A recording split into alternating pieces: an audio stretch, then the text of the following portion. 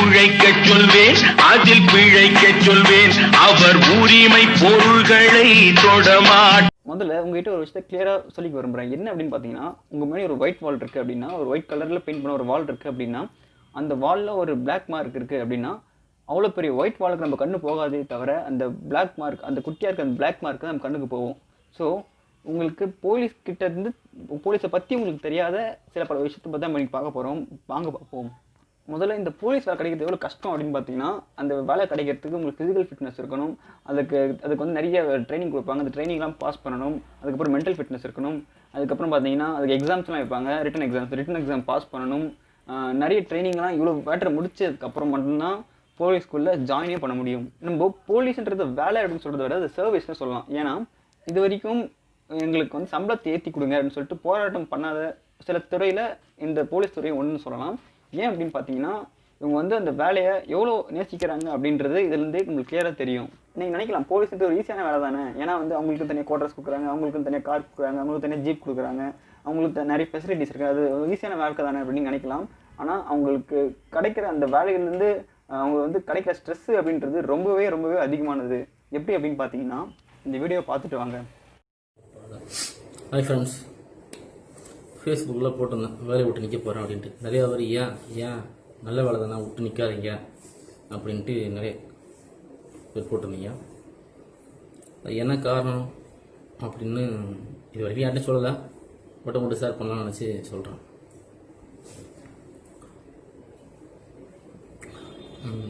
ஒரு ஊரில் மதுரை பக்கத்தில் ஒரு கிராமத்தில் ஒரு பையனுக்கு வேலை கிடைக்குது. அவன் என்ன பண்ணுறான், சரி வேலை சென்னையில் கிடைக்குது, சென்னைக்கு வந்துடுறப்பல போலீஸாக வந்து இங்கே வேலை பார்க்குறான். 10 வருஷமாக வேலை பிடிச்சி போய் நல்லா போயிட்டுருக்குது, பார்த்துட்டு இருக்கிறான். நிறையா பிரச்சனைகள் அப்பப்போ இருந்தால் கூட அட்ஜஸ்ட் பண்ணிட்டு போயிடுறான். ஊரில் ஒரு நாள் பையன் விளாண்டுட்டு இருக்கும்போது கீழே வந்து காலில் கொஞ்சம் அடிபட்டு கவனிக்காமல் இருந்து நிறையா சலம் வச்சிருச்சு. சலம் வச்சோன்னா டாக்டரை போய் காட்டுறாங்க. வீட்டில் சொல்கிறாங்க. டாக்டர் சொல்கிறாப்புல இந்த மாதிரி சலம் வச்சிருச்சு, பையனுக்கு ஆப்ரேஷன் பண்ணணும், இல்லை அது பெருசாகிடும், நிறையா பிரச்சனை வரும் அப்படின்ட்டாங்க. உடனே வீட்டில் ஃபோன் பண்ணி இந்த மாதிரி பையனுக்கு வந்து காலில் அடிபட்டு சலம் வச்சிருக்குது, டாக்டர் ஆப்ரேஷன் பண்ண சொல்கிறாங்க, நீங்கள் கிளம்பி வாங்க அப்படின்ட்டாங்க. எப்போன்னு கேட்குறாப்புல ஒரு வாரம். ஓகே, ஒரு வாரம் சரி, ஒரு வாரம் இருக்கான்ட்டு இன்ஸ்பெக்டரே பார்க்குறேன். பள்ளிக்கரணை இன்ஸ்பெக்டரே பார்க்குறேன். அவர் என்ன சொல்கிறாப்புல, பார்க்கலான்றாப்புல. சரி ஓகே, இன்னும் ஒரு வாரம் இருக்கலாம், மெதுவாக போகலாம். அப்புறம் அடுத்த வாரம் போய் பார்க்குறேன். ஒரு வாரம் 3 நாள் 5 நாள் கழிச்சு மறுபடியும் போய் பார்க்குறேன். பார்த்து கேட்குறேன், இது பார்க்கலான்றாப்புல. அப்போ பையன் ஃபோன் பண்ணி, என்னப்பா ஊருக்கு வர மாட்டியாப்பா அப்படின்ட்டு பேசுகிறான். ஏன் வர மாட்டேன்ற, எங்கள் மேலே பாசம் இல்லையா அப்படின்ற மாதிரி கேட்குறான். நான் வந்துடுவேன்ப்பா, கண்டிப்பாக வந்துடுவேன் அப்படின்ட்டேன். அப்போ அன்றைக்கி ஆப்ரேஷன் அன்றைக்கி ஆஸ்பத்திரி சேர்த்துட்டாங்க. சேர்த்து ஆப்ரேஷன் பண்ணும்போது நான் இங்கே வந்து லீவ் கேட்குறேன். சார் இந்த மாதிரி பையனுக்கு ஆப்ரேஷன் சார், கண்டிப்பாக போய் ஆகணும் அப்படின்ட்டு. ஒன்று அவர் சொல்கிறார், இல்லை அதெல்லாம் முடியாது, லீவ்லாம் தர முடியாது, நீ போய் சொல்கிற அப்படின்ட்டேன். இல்லை சார் நான் போய் சொல்ல, உங்களுக்கு நம்பிக்கை இல்லைனா டாக்டர் ஃபோன் பண்ணி பேச சொல்கிறேன், நீ டாக்டர் பேசுங்க அப்படின்றான். இல்லை அதெல்லாம் முடியாது, நான் உன்ன மாதிரி எத்தனை நேரம் பார்த்துருப்பேன் அப்படின்ட்டு அவர் தெளிவாக நினச்சிட்டாருன்னு நினைக்கிறேன், தெரில. உடனே டாக்டர் ஃபோன் பண்ணி பேசுகிறாங்க. கண்டிப்பாக பையன் ரொம்ப அழுகிறான், ரொம்ப ஃபீல் பண்ணுறான், நீங்கள் கண்டிப்பாக வரணும் மாதிரி சொல்கிறான், நீங்கள் வாங்க அப்படின்றாங்க. சரி ஓகே, இன்ஸ்பெக்டர் இல்லைனா பரவாயில்ல, ஏசி இருக்காப்புல, மடிப்பாக ஏசி. சரி மடிப்பாக ஏசியை பார்த்தோன்னா அவர் என்ன சொல்கிறார், 2 நாளாக போயிட்டு வான்றாரு. 2 நாள் முடியாது சார், மதுரை நான் போகிறதுக்கு வரதுக்கு 1 நாள் ஆகிடும், பையன் கூட 2 நாள் இன்ட்டு 1 வாரம் கழிச்சு வரேன் அப்படின்னு சொல்கிறேன். உடனே ஏசி அதெல்லாம் முடியாது, இங்கே நிறைய பிரச்சனை இருக்குது அப்படின்ட்டாப்புல. சரி ஏசியை முடியாதுன்ட்டாரு. ஓகே டிசியை போய் பார்ப்போம்ட்டு கடைசி டிசி போய் பார்க்குறேன்.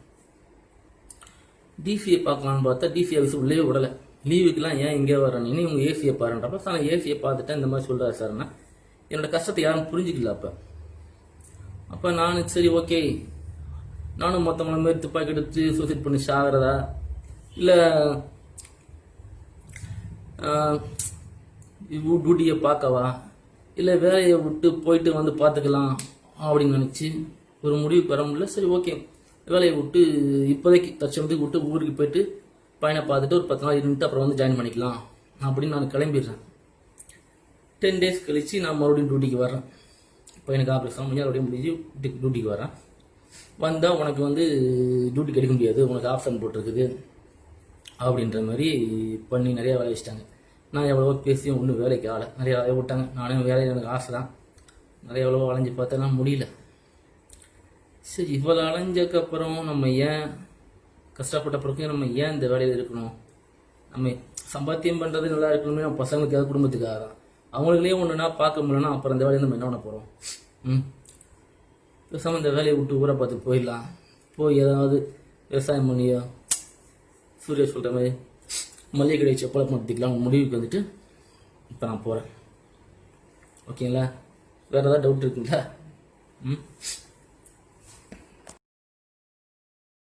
பந்தோபஸ்து, மாநாடு, கட்சி மாநாடு, கூட்டம்னு சொல்லிட்டு நிறைய விஷயங்கள் இருக்குது. இது எல்லாத்துக்குமே வந்து போலீஸ் வந்து நிறைய போலீஸ் இருக்கணும். அது மட்டும் இல்லாமல் என்ன பிரச்சனை அப்படின்னு பார்த்தீங்கன்னா, இது வந்து சட்ட ஒழுங்கு பாதுகாக்கிறதுனால இது வந்து அசால்ட்டாக லீவுன்ற மேட்டர் வந்து கொடுத்துட முடியாது.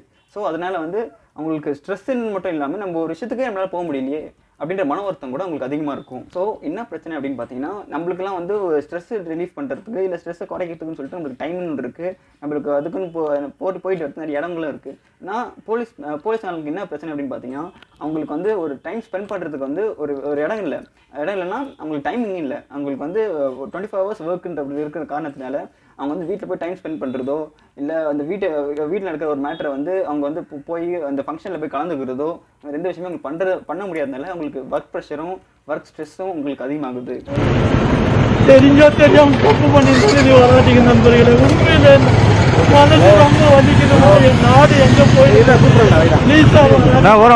அந்த வீடியோ நீங்கள் பார்த்துருப்பீங்க. என்னதான் வந்து போலீஸ்ன்றது வெறும் டிராஃபிக் கண்ட்ரோலாக இருந்தாலும் நீங்கள் டிராஃபிக் மட்டும் பார்த்துக்கலாம், இல்லை நீங்கள் வந்து சரி போகணும்னு சொல்லிட்டு தடுத்து மட்டும் விட்டுருக்கலாம். ஆனால் கெஞ்சணும்னு சொல்லிட்டு எந்த ஒரு அவசியமே கிடையாது.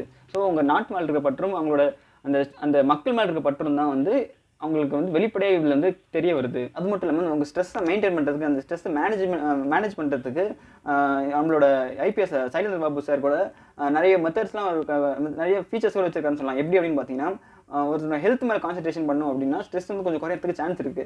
எப்படின்னா ஜிம்முக்கு போகிறதா இருக்கட்டும், ஹெல்த்தி டயட் மெயின்டைன் பண்ணுறதா இருக்கட்டும். ஸோ இந்த மாதிரி ஒரு விஷயத்தை மெயின்டைன் பண்ணோம் அப்படின்னா அந்த ஸ்ட்ரெஸ்ன்றது கொஞ்சம் குறையறதுக்கு நம்மளுக்கு சான்ஸ் இருக்குது. 8 மணி நேரம் 10 மணி நேரம் வேலை பார்க்குற நம்மளுக்கே வந்து இவ்வளோ டயர்டாக இருக்குது, இவ்வளோ ஒரு மன உளைச்சலாக இருக்குது அப்படின்னா 24 மணி நேரமும் ஒருத்தர் வந்து டே அண்ட் நைட்டாக ஒருத்தர் வேலை பார்க்குறாரு அப்படின்னா அவங்களுக்கு எவ்வளோ கஷ்டமாக இருக்கும். Hats off to Tamil Nadu police. உங்களுக்கு இந்த வீடியோ பிடிச்சிருன்னு நினைக்கிறேன். உங்களுக்கு வீடியோ பிடிச்சிருந்தா லைக் பண்ணுங்கள், ஷேர் பண்ணுங்கள், கமெண்ட் பண்ணுங்கள், மறக்காமல் சப்ஸ்கிரைப் பண்ணுங்கள்.